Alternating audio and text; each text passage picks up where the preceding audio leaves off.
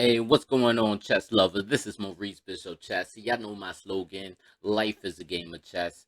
All right, guys. I'm gonna show you this beautiful game that I played against a strong player. We played the Elshad. The Elshad system for white. So, without further ado, let's actually get it cracking. All right, guys. So, I play C3, Knight F6, Queen A4, E5, and G4. For all y'all that don't know, with the Elshad system, when you play this, people think of the Elshad system as like a opening that's for a passer, meaning that somebody that is like a rookie, somebody that don't know what he's doing or whatever, it come off as a passer move, but in the long run, you pretty much don't crush your opponent because he really don't know how to play against you. All right, so I played G4, and all these moves seems pretty odd as you can see, right? A6 is played, typical, and then we play H3. Why we play H3? Just to defend the pawn on G4, to maintain it, but also we want to be able to get the bishop out, maybe move pawn D3 and then knight B to D2, all of that stuff.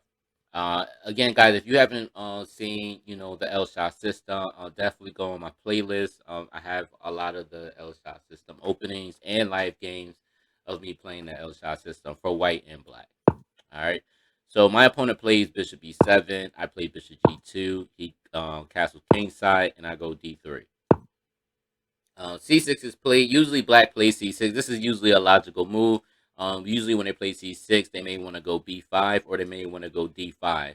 And what black want to do is he wants to control the center because as you can see with white's position, or obviously with my position, I'm not attacking the center. I'm not really going e4. I'm really not um attacking the center. The whole purpose of black is to pretty much have him overextend his position by continuing to constantly push the pawns all the way down to the center of the board to the point where we could cause light square weaknesses. All right. I go knight b d2. He goes d5. Again, typical move. This is a logical move. What most players would do, play d5, right? Just grabbing the center of the board, right? I go knight f1, and again, this just seems like amateur type moves where I just develop my piece. Now I just move my piece all the way back. The whole purpose of this, guys, is to go knight g3, and of course we want to attack on the king side. That's pretty much what we want to do. Knight b to d7. Black is developing his pieces.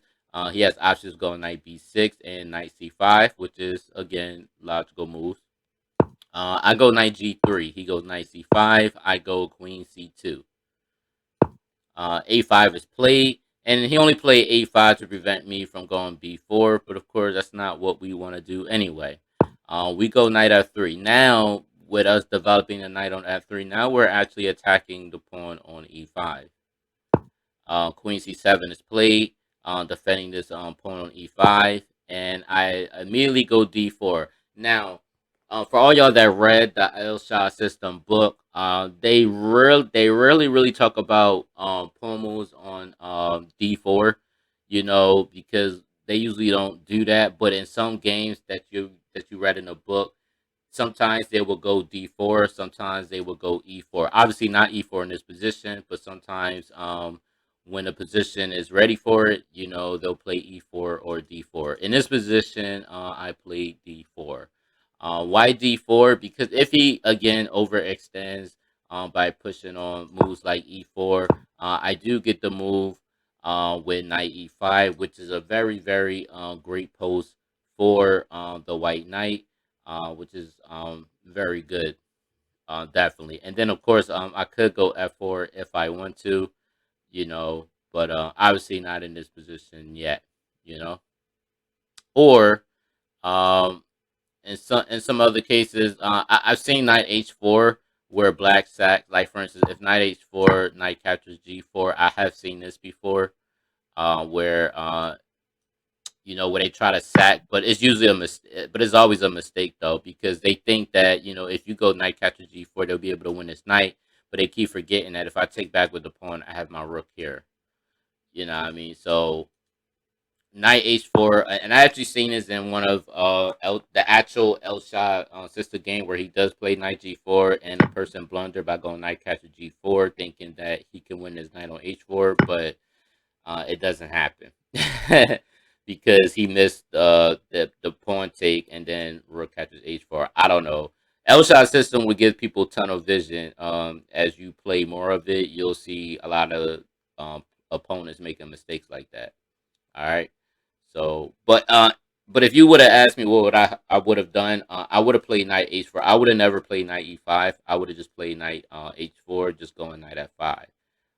And this is something that I've seen Elshad play, so I like playing knight h4.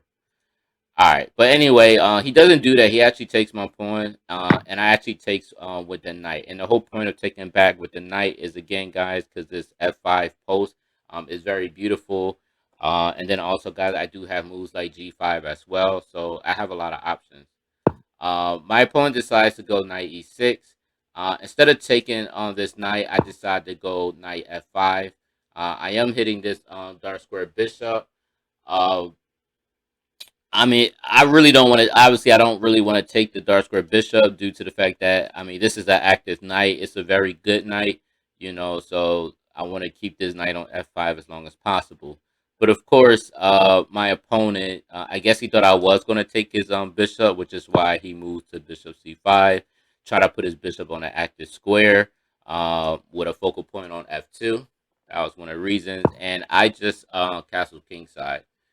Um, and like I said, I'm just using my better judgment because usually Elshad, when you play the Elshad, you usually don't castle, but in certain positions you want to castle.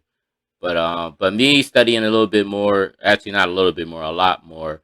I see that in some positions a lot better when White does castle. All right, especially when you're playing in strong opponents.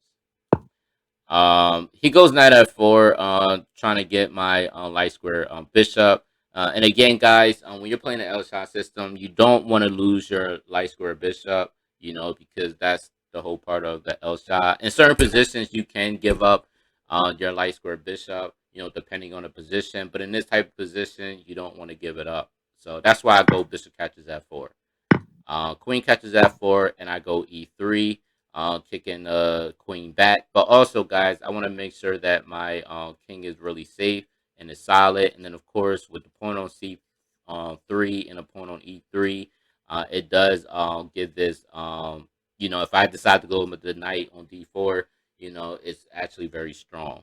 I got a solid position. Queen c7, I go c4. Now, let's go back to this. Now, a lot of people, when they see a position like this, they'll get stuck. A lot of people will start maybe wanting to go knight h5 or maybe go king h1 to try to open up the g file and things like that.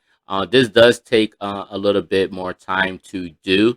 But I will say that if you can open the file as fast as possible, as like you want to, then you want to find another file to open. So that's one of the principles that I start learning as well. Because this is one of my weaknesses. I ain't gonna lie, guys. This is one of my weaknesses because I didn't understand, like, you know, because I'm so used to opening the G file, and of course, y'all see a lot of my games. I try to open the G file, but in this game or in this position, it's gonna take a little bit more time for me to open up the G file by going King H1, then going Rook G1, then I gotta go G5 move. Like it takes a while.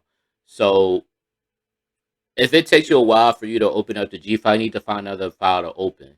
So the only file that I see that I can open was the C file. I know this looked like crazy, but this is actually the best move. Um, and honestly, I think the engine even says C4. Yep, C4 is the best move, guys. Um, so so that's one of the principles that I'm learning, guys. If you don't see another, if you can't open up any file as fast as possible, try open up the other file and then work on there. So that's why I did C4. All right. So he goes D catcher C4. I go Queen catcher C4. Now, the engine actually recommended Knight catcher G7. But I kind of don't really like this move. I mean, honestly, logically, guys, I just didn't see anything with it. But the whole purpose is if the king takes, then Queen C3. threatening knight h5 check. But the thing is, he could just go king g6. Now I can't go knight h5 because then he could just take back. If that happens, White will have to, because right now White would be down a piece because he just sacrificed the knight. If he keeps doing this and everything, then it pretty much will be a draw position, unless a move like queen d6 and I go rook fd1, but then bishop b4, and then it's like rook captures d6, bishop captures, b captures c3, and I think it gives black or yeah, so it gives white a plus 2.7. So it does do that because we have a better position, but especially because of we have double rook files. But I personally I didn't see this move, guys. I obviously I didn't see it or whatever, and I didn't do that. So uh yeah, that was like I said, and this is bullet too, so I didn't see that that quick, you know what I mean? But I did go queen catches c4, threatening the dark square bishop, and then after bishop b6, I go queen c3. So my whole threat is actually moves like knight h5. Well, actually not knight h5, but I want to do something to where if the knight moves somewhere, then I can checkmate him on g7, which is what I want to do. So obviously I can't go knight h5, guys, because that's not going to work. Because he can still take back, and if I take with the pawn, then bishop takes. So it's just not going to work. But I think with queen c3, it does limit the knight's movement, even though he can go somewhere like knight e8. But I think with me going knight h5, I'll start to have even more crazy attack going. So, all right. In this move, my opponent played bishop e6. Now, in my opinion, I thought the black was going to take the knight off. If he does, knight captures f5 and then knight e8, and then the knight is actually defending this pawn on g7, and then after rook fd1, rook d8, rook captures, queen captures. It gives white a small advantage. Again, I still will have to really fight. You know what I mean? But as y'all can see though, by me opening up the C3 file, it does give white some advantage because it's open, and then again the rook is not in the game. The knight is all the way in the back. In this position, white has some really good chances. If you play the Elshad system the right way, guys, regardless if you play it by principle, by principle and everything. Especially like with pawn structures and knowing when to open which files and everything, you should be okay. Especially like if you get to a position where it seems like you're about to go in the end game, more than likely you'll have a better position. You'll definitely have a better position and definitely have a better one end game. You know, so yeah. So after queen catches c4, bishop b6, queen c3, bishop e6. And this is when I actually did the move knight captures on g7. Now, I did it this way because now if the king captures, then I could go knight h5 check. It doesn't matter where he moves at. He could go king g8, knight captures f6 check. If he comes here, doesn't matter where he goes at because I'm going to actually win his queen.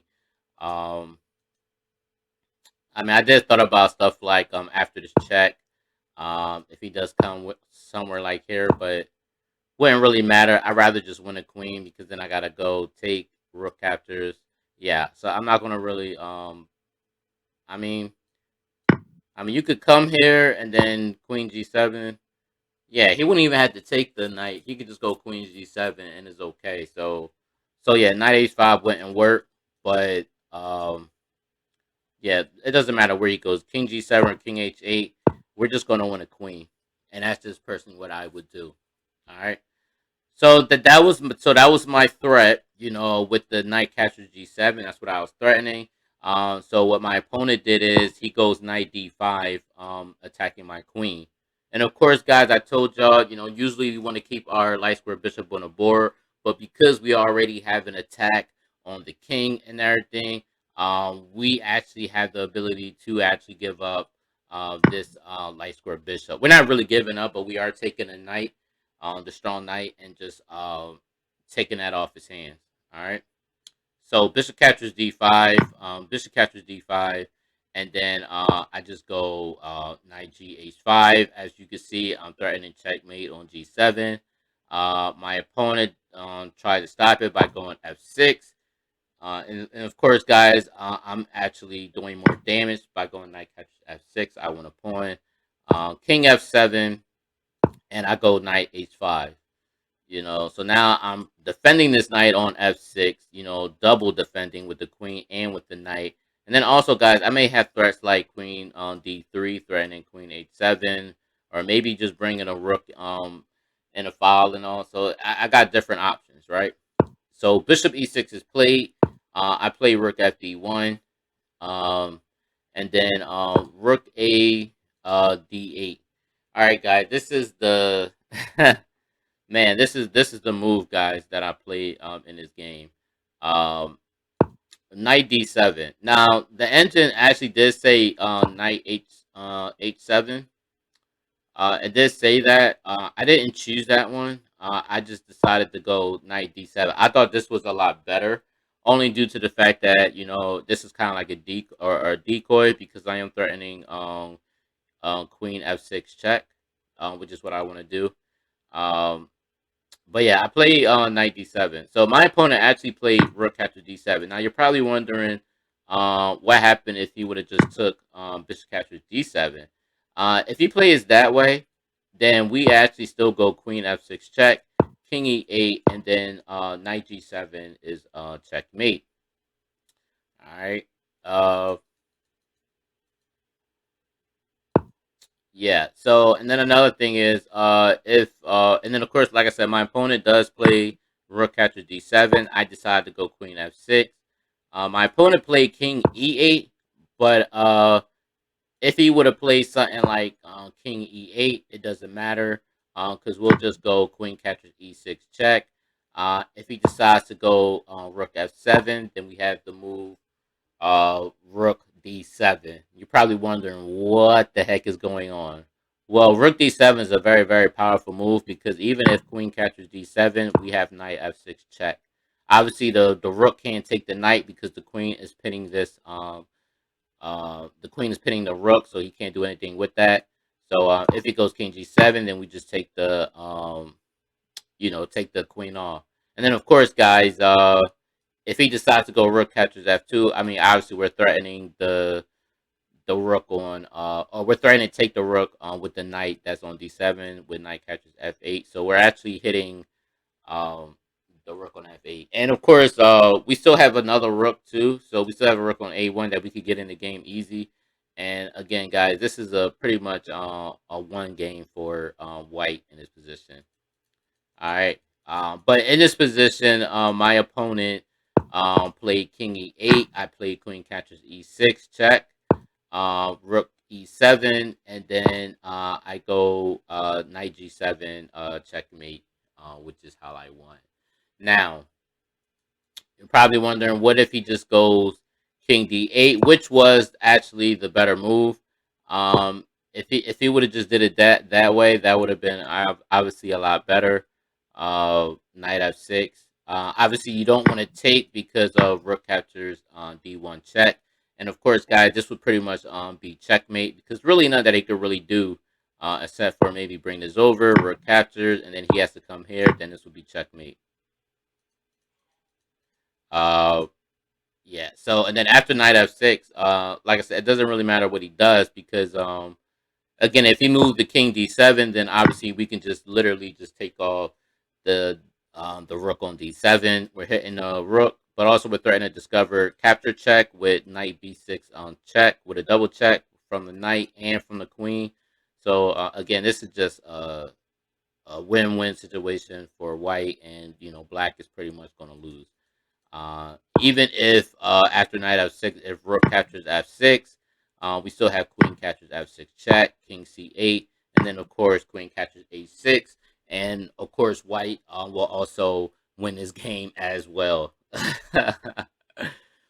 But yeah, guys. But the winning move, guys, knight g7, checkmate. That's how I defeated my opponent. Definitely a crazy Elshad system game, especially with that nice rook on d7. I will actually I will copy and paste this game in the channel, guys, so y'all can actually do some analysis with yourself, and then y'all can actually build on it as well. But anyway, guys, I hope y'all actually enjoyed this game. If you like it, make sure you like, share, comment. Let me know what you think. And also, guys, don't forget to hit the subscribe button. All right, guys. Peace.